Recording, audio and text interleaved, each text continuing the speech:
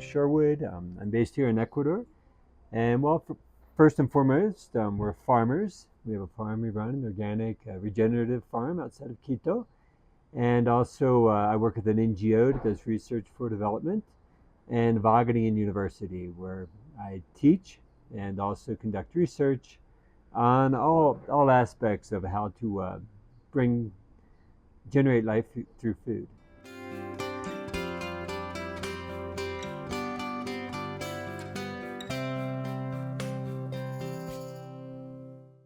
Well, there's a lot to talk about there, but what I'm really excited about right now is the opportunity of soil, and we're focusing a lot of energy on that. As you may know, in a healthy ecosystem, soil holds more carbon than the atmosphere and the biosphere combined. So the question is, how can we create food, production, consumption, circulation systems that rehabilitate soils, and particularly the poorest soils, the most degraded soils, have the highest potential for increasing carbon drawdown, really going from low to zero carbon up to whatever the natural levels were of that soil. And our farm, we're trying to go from 1% on degraded Concagua soil up to 6-7%, which is orders of magnitude, right? Which can be 5-10 metric tons of carbon, atmospheric carbon, drawn down per year, well, per hectare per year. So that's sort of our goal.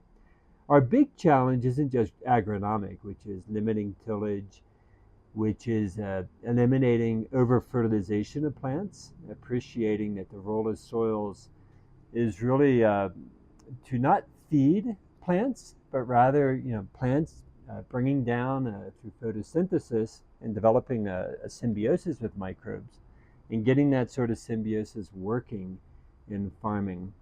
So that means not over-fertilizing, but it also means not using too many biocides. I don't care if they're organic or if they're synthetic. We have to stop applying biocides if we want this plant microbial symbiosis to happen, so that the microbes will build the soil.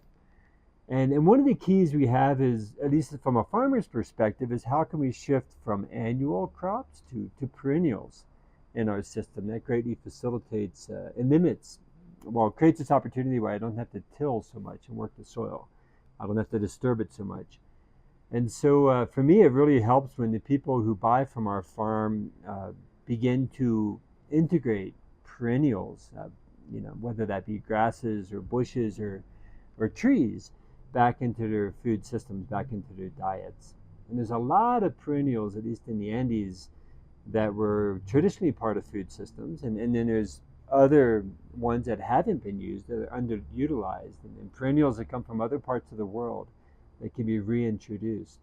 So when people start to make soups and start to utilize these perennials for nutrition purposes, for rebuilding culture of foods, they really facilitate the work for the farmers, where we don't have to till as much, where we can keep soils covered longer, where we don't have to fertilize as much, we don't have as many pest problems, and really make regenerative agriculture not just a thought, but actually a possibility for farmers.